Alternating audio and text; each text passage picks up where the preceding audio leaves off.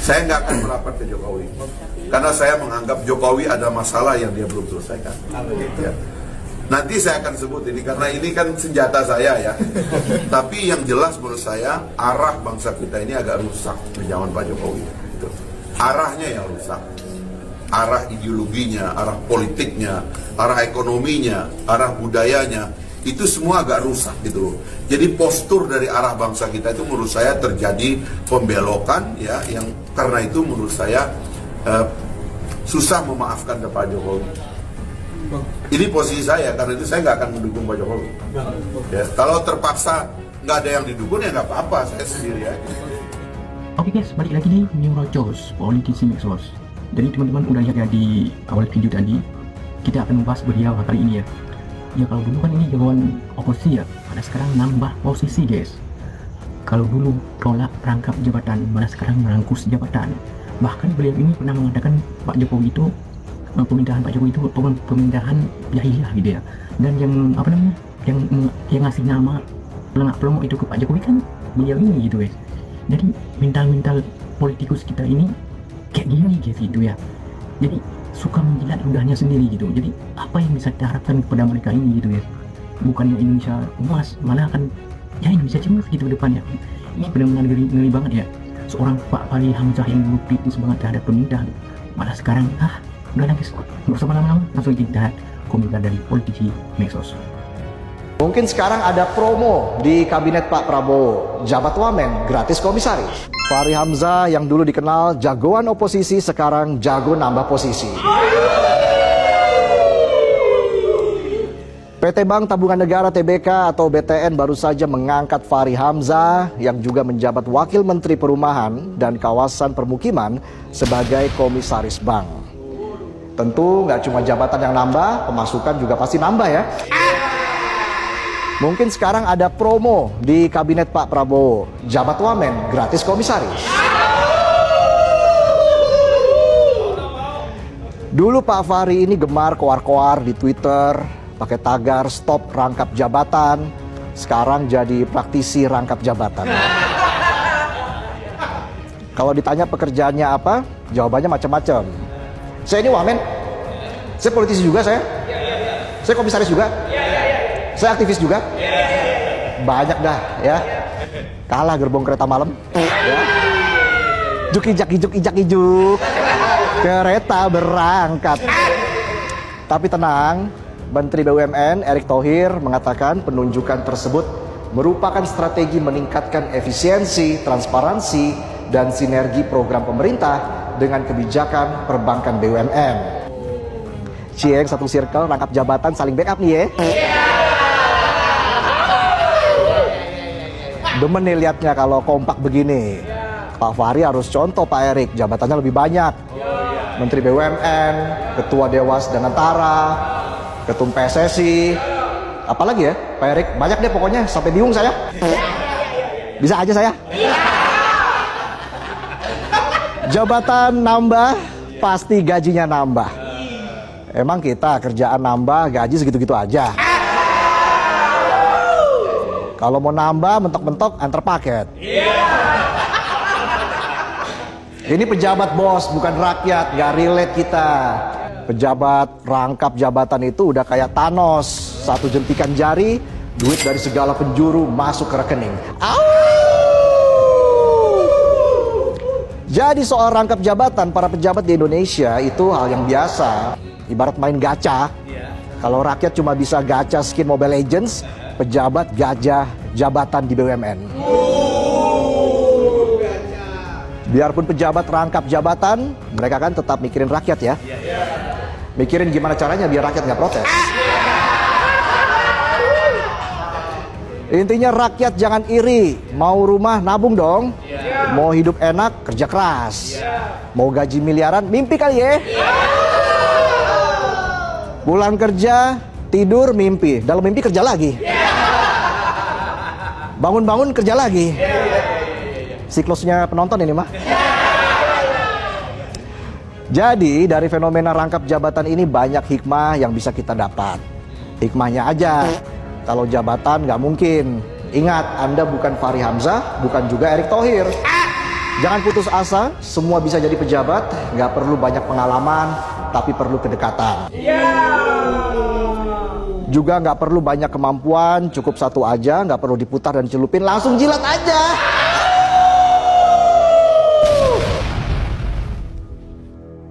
Halo guys, bicara soal tata kelola pemerintahan kita saat ini, salah satu isu yang ramai dibicarakan adalah soal banyaknya pejabat kita yang rangkap jabatan.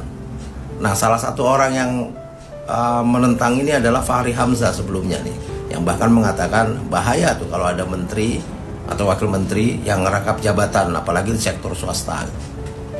Nah, tapi rupanya sepertinya ini tidak berlaku buat dirinya sendiri gitu ya. Jadi Fahri Hamzah bahkan baru saja diangkat juga sebagai komisaris PT Bank Tabungan Negara atau BTN dalam rapat umum pemegang saham tahunan atau RUPST yang berlangsung pada 26 Maret 2025. Nah, sebelumnya Fahri ini kan menjabat sebagai Wakil Menteri Perumahan dan Kawasan Pemukiman Indonesia. Nah, penunjukan Fahri ini tentu saja jadi rame lah ya. Ya, banyak orang yang bertanya-tanya lah, bukankah sebelumnya Fahri ngomongnya begitu, kok sekarang begini gitu ya. Ya, begitulah. Sementara kita tahu bahwa rangkap jabatan ya seringkali berpotensi menimbulkan konflik kepentingan. Dan dalam konteks ini Fahri Hamzah ini kan baru saja mengambil posisi penting di kementerian dan sekarang juga memiliki posisi dan tanggung jawab penting di BTN. Ya, banyak orang yang mengkhawatirkan bahwa hal ini dapat mempengaruhi kinerjanya di kedua posisi ini. Ya, tapi mungkin ya buat Fahri bahaya rangkap jabatan itu, bahaya soal rangkap jabatan itu gitu, hanya berlaku untuk orang lain, bukan untuk dirinya sendiri. Salam. Kalian orang-orang yang mengikuti info politik maupun updatean terkait hal-hal yang kaitannya sama politik pasti tahu betul siapa Fahri Hamzah, aktivis 98 yang kemudian hari ini masuk ke kabinetnya Prabowo Gibran sebagai Wakil Menteri Perumahan dan Kawasan Permukiman. Ini cuitan Fahri Hamzah 2020 bulan Juli tanggal 16. Bahaya rangkap jabatan ini tuh mencapai puncaknya ketika seorang menteri sebagai pejabat negara mencocokkan regulasi dengan kepentingan bisnisnya sebagai pengusaha. Keren banget ya. Berisik banget nih orang kalau mengkritik pemerintah yang menurut dia tidak pro terhadap rakyat. Berisik banget dulu. Tapi mari kita lihat beberapa waktu belakangan ini. Ini dia. Ini Kamis 27 Maret 2025, di mana ada berita, termasuk ketika saya baca-baca memang sudah terkonfirmasi ada 2 orang yang kemudian punya sorotan cukup tajam karena mereka rangkap jabatan. Nih, Bos pajak Suryo Utomo sebagai Dirjen Pajak juga merangkap jabatan sebagai Komisaris Utama Bank Tabungan Negara. Kemudian Wamen Fahri Hamzah juga diangkat sebagai Komisaris BTN. Ternyata selama ini berisik-berisik karena nggak dapat jabatan. Sekarang udah dapat jabatan, disikat semuanya kan? Sama aja ternyata Anda ini ya. Anda ini yang mengatasnamakan aktivis 98, kemudian pro terhadap demokrasi, reformasi dan sebagainya, dan menolak adanya KKN, kemudian menolak adanya rangkap jabatan. Ternyata Anda menikmati ini semua, Pak Fahri Hamzah. Sama saja ternyata ya. Jadi buat kalian yang bela-belain pemerintah, kemudian nyerang saya secara personal maupun head speed di komentar-komentar, sadarlah ya. Yang menikmati hasil dari cuitan-cuitan kalian atau komentar-komentar negatif kalian ya mereka-mereka ini. Kalian mah ya udah gitu-gitu aja. Fahri Hamzah, Wakil Menteri Perumahan dan Kawasan Pemukiman, dulu adalah orang yang sangat kritis terhadap pemerintah. Dulu dia berteriak-teriak berkoar-koar soal stop konflik of interest, stop rangkap jabatan. Tapi sekarang dia sudah menjadi benalu dan menempel pada pemerintah. Dia sudah lupa akan kritikannya akan ucapannya pada waktu itu. Sekarang dia sudah merangkap jabatan dari Wakil Menteri Perumahan dan Kawasan Pemukiman ditambah jabatannya jadi Komisaris Bank BTN. Inilah bukti kalau aktivis sudah menempel, sudah mencari suaka pada kekuasaan, akhirnya kehilangan konsistensinya dan menjadi inkonsistensi. dan bisa jadi penjilat, dan bahkan dia menjilat ludahnya sendiri sekarang. Dulu dia katakan, stop rangkap jabatan, sekarang dia lakukan itu. Sekarang dia merangkap jabatan jadi komisaris Bank BTN. Dulu Fahri Hamzah pernah berkata bahwa banyak orang-orang hebat di Indonesia ini, banyak orang-orang hebat di negara ini. Pak Fahri Hamzah yang terhormat, buktikan di mana orang-orang hebat itu. Sekarang bahkan untuk menjadi komisaris Bank BTN saja, kenapa Anda harus rangkap jabatan? Kenapa Anda yang harus ambil alih? Di mana orang-orang hebat yang Anda katakan itu? Di mana? Kenapa orang-orangnya sekarang itu saja? Bahkan di dalam sana bukan Anda sendiri yang rangkap jabatan, ada Pak Erick Thohir, ada Pak Ruslan dan lain sebagainya. Lalu di mana orang-orang hebat yang Anda katakan itu? Kenapa Anda tidak kritis lagi sekarang ketika sudah di dalam, sudah mencari suaka pada kekuasaan, sudah menjadi benalu, sudah menempel pada kekuasaan? Kenapa? Sudah kehilangan jiwa kritis Anda. Ya, tapi inilah Indonesia. Para pejabat, para politisi, para menteri sudah biasa menjilat ludahnya sendiri, dan kita pun sebagai masyarakat sudah biasa dikibuli oleh para pejabat, para politisi, para menteri, dan semua pimpinan negara, dan para lainnya. Inilah Indonesia. Selamat datang di Indonesia.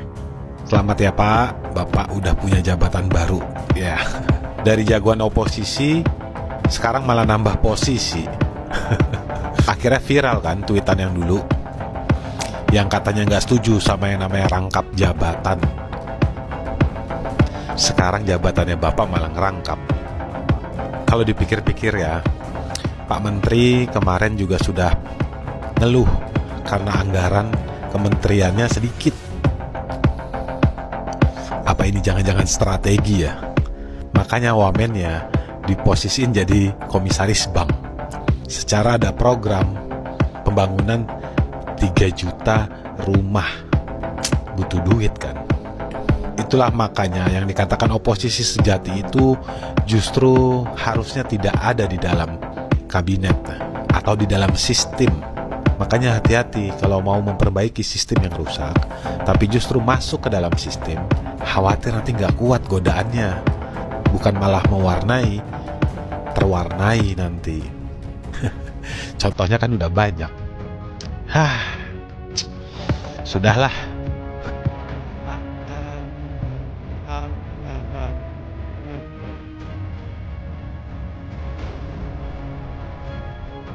Nah itu bahayanya kalau yang jahiliyah, yang bodoh itu pemimpin tertinggi.